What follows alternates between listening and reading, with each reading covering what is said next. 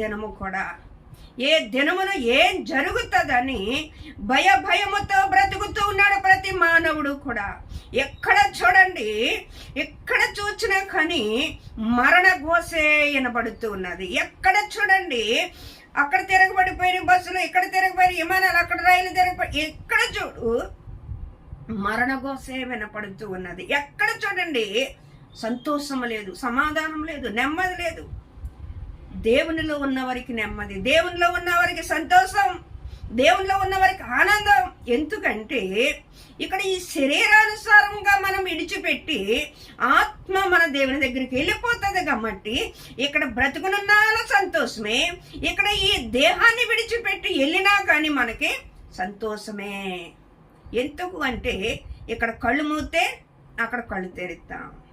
దేవుడు కృపాసమును ఉండటానికి ఆయన మనకి ఎలుగులోనికి నడిపించాడు.